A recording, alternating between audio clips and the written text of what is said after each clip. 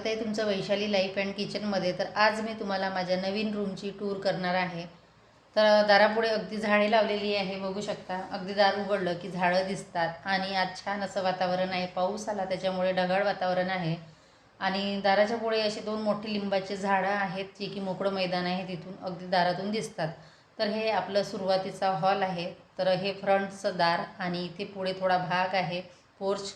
तर तिथे कूलर ठेवलेला आहे आणि हे शूज ठेवण्यासाठी टेबल, सोबतच झाडे ठेवलेली आहे आणि अशा पद्धतीचं हे पुढचं दार आहे। तर दाराच्या या बाजूला फक्त एक खुर्ची ठेवलेली आहे, बाकी काही नाही। कारण या दारापासून तर शेवटच्या दारापर्यंत हा एकच रस्ता आहे, त्याच्यामुळे या साईडला काहीच ठेवता येत नाही। तर ही खुर्ची ठेवली मी। तर बघू शकता किचनचं पण दार तिकडे आहे आणि मागे जाण्यासाठी पण। त्यानंतर या साईडला ठेवलेला आहे सोफा। सोफ्याखाली परत एक गादी आहे, ती चटईमध्ये गुंडाळून ठेवली। त्यानंतर इथे हा बॉक्स आहे आणि त्यालाच लागून कपाट ठेवलेलं आहे। आता या रूममध्ये सज्जे किंवा कुठलेही कपाट वगैरे नाही, त्याच्यामुळे सामान मला खालीच ठेवावं लागलं। आणि याच्यामध्ये याच्या दोन सूटकेस आहे, तर इथे कपडे आहेत ते काढायचे आहे आणि बाजूला एक मोठा बॉक्स होता, तर तो मी अशा पद्धतीने कवर करून छान तयार केलेला आहे आणि त्यावर मुलीचे स्पोर्ट्सच्या बॅग आहेत त्या ठेवल्या। बाजूलाच एक टेबल आहे, त्यावर टी व्ही ठेवलेला आहे आणि इतर छोटं मोठं सामान आहे। आणि खाली बघा, खाली दोन बॉक्स आहे ज्यामध्ये पुस्तक आणि मेडल्स ठेवलेले आहेत, ते अजून पण काढलेले नाही।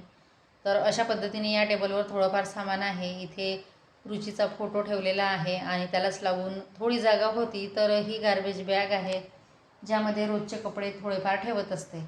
आणि त्यालाच लागून इथे बघा हा बेड आहे। तर बेड या साईडला येईल दाराच्या आणि बेडच्या वरती अगदी खिडकी आहे, जिथे मी कूलर लावलेला आहे आणि तिकडनंच खाली जाण्याच्या पायऱ्या। तर या खिडकीमधून मस्त अशी हवा येते। तिथे लिंबाची झाडं पुढे आहेतच आणि या साईडला ऑर्गनायझर ठेवलं। तर ऑर्गनायझर सामान आणताना बघा अगदी खालच्या कप्प्यामधलं त्याचं एक निघालेलं आहे, कुठे पडलं तेच माहिती नाही। तर त्यालाच लागून टेबल ठेवलेलं आहे, कारण इथे वरती स्विच बोर्ड आहे, तर मोबाईल चार्ज करण्यासाठी बरा राहतो। तर अशा पद्धतीने आपली ही रूम आहे आणि हा पुढचा भाग आहे जिथे थोडंफार सामान राहील। त्यानंतर हे किचन। तर किचनच्या या साईडला काहीच नाही, फक्त कांद्याचं भांडं ठेवलेलं आहे हवेशीर। त्यानंतर इकडे आहे गॅस ओटा। आता या रूममध्ये पण कुठलीही अलमारी वगैरे काहीच नाही, तर इथे सगळं सामान मला आतमध्ये ठेवावं लागलं। तर इथे साईडलाच एक कोठी ठेवली, त्यावर मिक्सर, कारण वरती स्विच बोर्ड आहे आणि त्याला लागून माठ। आणि या साईडला गॅस ओटा अगदी छोटा आहे। वरती हा सज्जा आहे, तर सज्जावर अगदी थोडे डबे ठेवलेले आहे, जास्त काही ठेवले नाही। त्यानंतर ही छोटी रॅक होती ती मी यामध्ये ॲडजस्ट केलेली आहे, कारण इथे पण कुठलाही कप्पा नाही, तर असेच मला डबे ठेवावे लागले। त्यानंतर हे स्वयंपाक झाला तर ते भांडे आणि इकडे साईडला ही कॉर्नर रॅक। तर यामध्ये मसाल्याचा डब्बा, मीठ आणि तेलाचं भांडं ठेवलेलं आहे। ओटा अगदी छोटा आहे, म्हणजे जास्त सामान ठेवता येत नाही, त्यामुळे अगदी थोडंच सामान ठेवलं। आणि नंतर डाळ तांदळाचे डबे, वरती हा पोटमाळा आहे, तर इथे काही सामान आहे, भांडे वगैरे ते ठेवले मी पोत्यामध्ये, तर ते जास्त ठेवले नाही, 2-3 याच्यामध्ये। आणि हे जे स्टँड होतं ज्यामध्ये मुलीचे कपडे वगैरे किंवा स्पोर्ट्सचं सामान राहायचं, तर ते मला या उपयोगी लावावं लागलं। अगदी थोडेच भांडे काढले मी कामापुरते, बाकी सर्व पोत्यामध्ये बांधून ठेवले। तर हे भांडे ठेवले थोडेफार आणि त्यालाच लागून पाण्याचे भांडे, कारण इकडे ठेवले होते आधी दाराच्या साईडला, पण ते व्यवस्थित वाटत नव्हते, दारातून बघितलं तर सरळ भांडे दिसायचे, त्यामुळे मग म्हटलं एक साईडच बरे असतात, तर इकडे पाण्याचे भांडे। नंतर या बाजूला थोडी जागा आहे, तर या साईडला आहे वॉशरूम आणि मध्ये जी थोडी जागा आहे, तर तिथे कोपऱ्यामध्ये ठेवलेलं आहे सिलेंडर, त्यावर थोडंफार सामान आहे जे की बॉक्समध्येच ठेवलेलं आहे, ते अजून काढलेलं नाही। त्यालाच लागून रॅक आहे। रॅक तर इथे लावता येत नाही, कारण खिळे ठोकायलाच काही नाही त्याच्यामुळे। आणि नंतर इथे ड्रम आहे, त्यावर परत सामान आहे, जसं की गव्हाची ते कट्ट असते ते आणि पिशवी। त्यानंतर इथे बाजूलाच देवपूजा। आता देवपूजा ठेवायला दुसरी जागा नव्हती, या साईडला ठेवायचं म्हटलं तर ते अगदी रस्त्यावर झालं असतं। इकडे गॅस ओटा होता आणि या साईडला ते दक्षिण दिशेकडे झालं असतं, त्यामुळे मी या साईडला ठेवलं।